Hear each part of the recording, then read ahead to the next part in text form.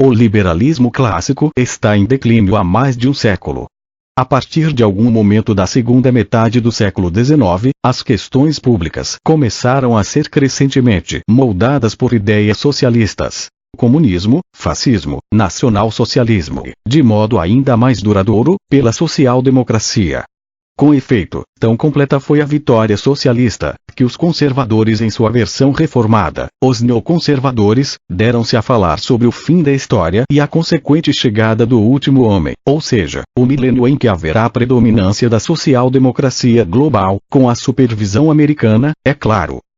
Nessa situação, os liberais podem reagir de duas maneiras. Eles podem continuar dizendo que o liberalismo é uma doutrina sólida, mas que é inexplicavelmente rejeitada pelo público apesar de sua solidez. Ou, e é isso que irei fazer aqui, eles podem considerar que tal rejeição é indicativa de algum erro dessa doutrina. O erro central do liberalismo jaz em sua teoria sobre o governo. O liberalismo, como foi personificado por John Locke e exibido na Declaração da Independência Americana escrita por Thomas Jefferson, baseava-se nas noções de soberania individual, apropriação original de recursos naturais que ainda não possuíam donos legítimos, respeito à propriedade privada e à santidade dos contratos. Esses eram os direitos humanos universais.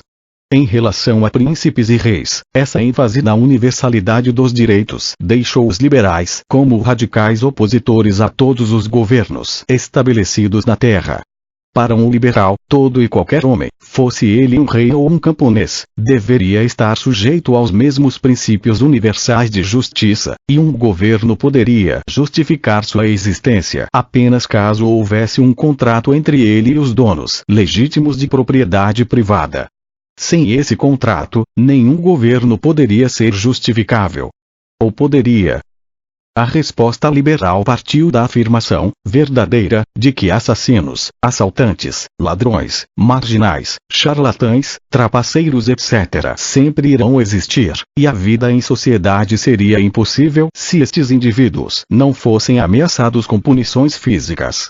Para manter uma ordem liberal, seria necessário obrigar, por meio da ameaça da aplicação de violência, todos a respeitarem a vida e a propriedade de terceiros.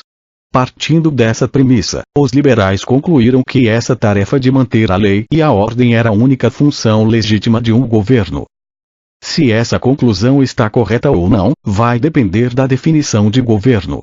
Ela vai estar correta se governo significar simplesmente qualquer indivíduo ou empresa que forneça serviços de proteção para uma clientela que o contrate voluntariamente.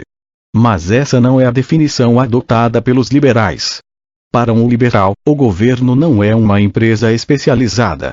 O governo possui duas características únicas. Ele possui o monopólio compulsório da jurisdição de seu território, o tomador supremo de decisões, e possui o direito de tributar.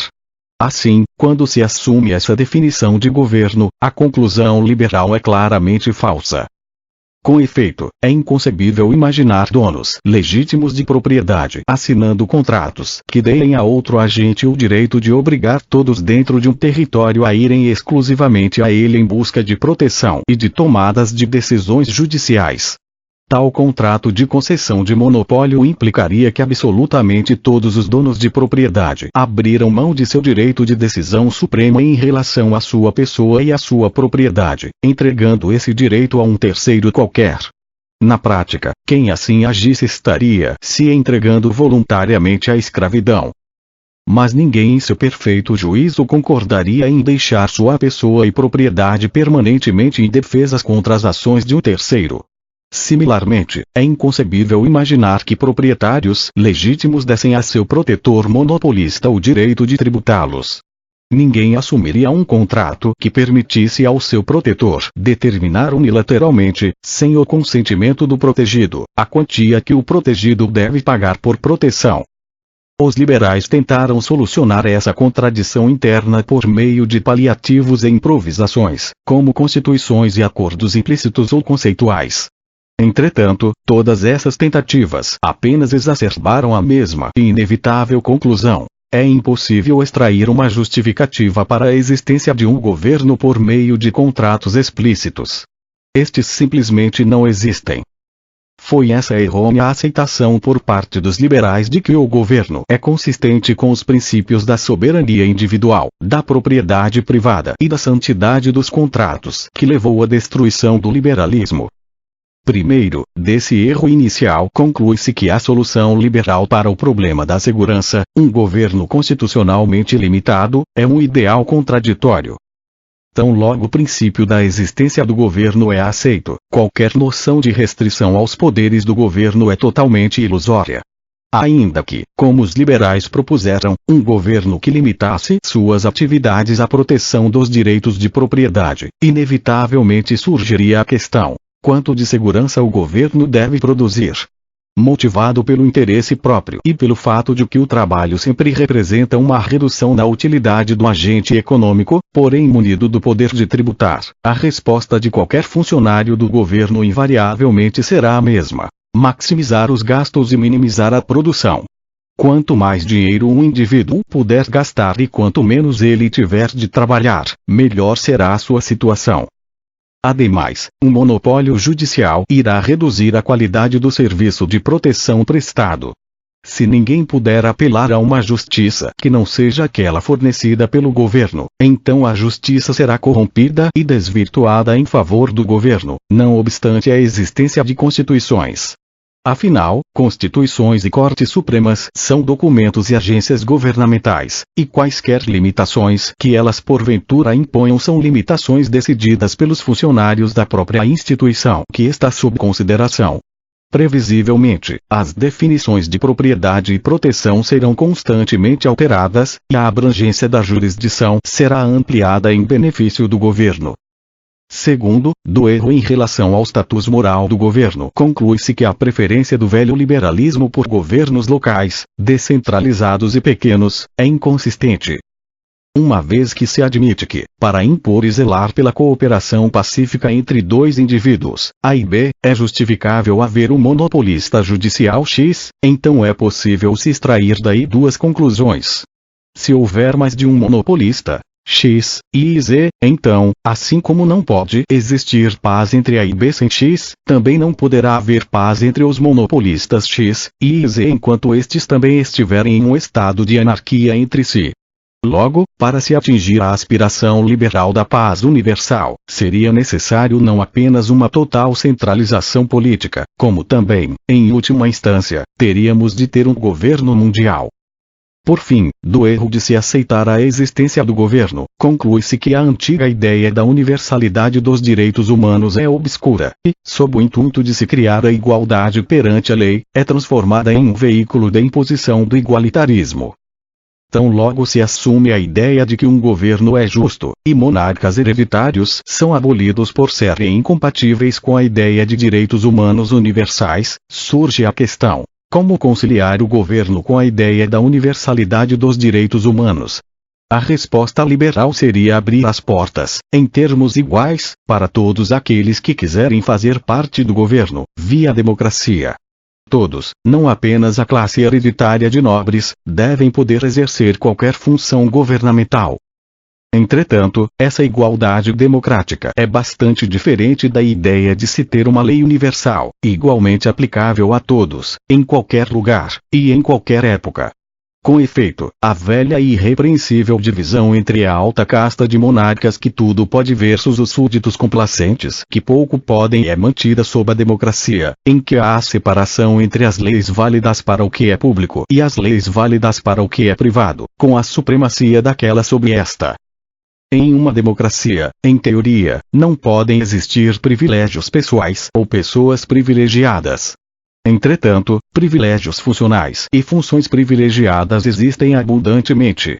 Enquanto estiverem agindo sob o manto do funcionalismo estatal, os funcionários públicos são governados e protegidos pelas leis válidas para o que é público e, com isso, ocupam uma posição privilegiada em relação às pessoas que vivem sob a autoridade das leis válidas para o que é privado. Privilégios e discriminação não desaparecem sob a democracia. Muito pelo contrário. Ao invés de estarem restritos a nobres e monarcas, os privilégios, o protecionismo e a discriminação legitimada estarão disponíveis para todos. Previsivelmente, sob condições democráticas, a tendência de cada monopólio de aumentar seus preços e reduzir a qualidade de seus serviços será ainda mais pronunciada. Ao invés de um monarca que considera o país sua propriedade privada, coloca-se um zelador temporário no comando do país. Ele não é o proprietário do país, porém, enquanto ele estiver no poder, ele poderá utilizá-lo legalmente para benefício seu e de seus favoritos. Ele está no comando, podendo usufruir o poder, mas ele não é o dono do estoque de capital do país. Isso não vai, logicamente, eliminar a exploração. Pelo contrário, fará com que a exploração seja menos calculista e executada com pouca ou nenhuma consideração para com o estoque de capital, riqueza, do país, ou seja, os regentes inevitavelmente terão uma visão imediatista das coisas. Ademais, a depravação da justiça dar-se-á em um ritmo ainda maior agora.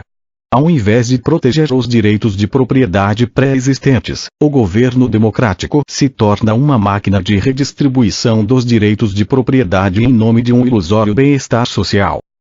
À luz disso tudo, podemos procurar uma resposta para a questão do futuro do liberalismo. Por causa do seu erro em relação ao status moral do governo, o liberalismo na verdade contribuiu para a destruição de tudo aquilo que ele havia proposto preservar e proteger: liberdade e propriedade. O liberalismo, portanto, em sua forma atual, não tem futuro nenhum. Ou melhor, tem sim. Seu futuro é a social-democracia. Se o liberalismo quiser ter algum futuro, ele precisa antes de tudo corrigir seus erros. Os liberais precisam reconhecer que nenhum governo pode ser justificado em termos contratuais, e que todos os governos são destruidores daquilo que eles, os liberais, querem preservar. Ou seja, o liberalismo terá de se transformar no anarquismo, ausência de governo, baseado na propriedade privada, ou em uma sociedade de leis privadas, como foi delineado há 150 anos por Gustave de Molinari, na época atual, elaborado por Murray Rothbard. Isso teria um efeito duplo. Primeiro, levaria à purificação do movimento liberal.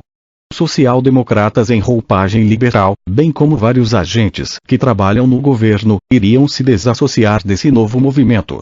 Por outro lado, a transformação levaria à radicalização desse movimento.